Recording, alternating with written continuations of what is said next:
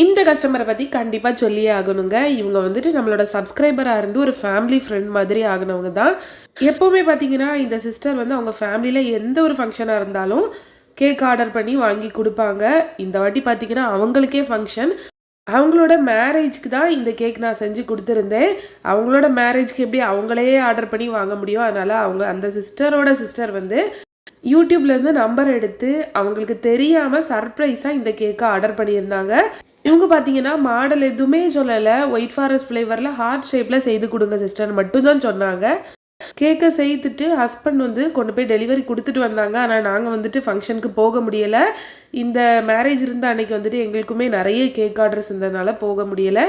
இதில் ஒரு ட்விஸ்ட் என்னன்னா, அந்த கேக்கு நாங்கள் தான் செஞ்சு கொடுத்தோம்னு சொல்லி அந்த சிஸ்டருக்கே தெரியாமல் போயிடுச்சு. அப்புறம் எங்கிட்ட கேட்டாங்க, ஃபங்க்ஷனுக்கே ஏன் வரலன்னு கேட்டாங்க. அப்போ தான் ஹஸ்பண்ட் சொல்லியிருக்காங்க, நீங்கள் கட் பண்ண கேக்கு நாங்கள் கொடுத்தது தான் அப்படின்னு சொல்லியிருக்காங்க.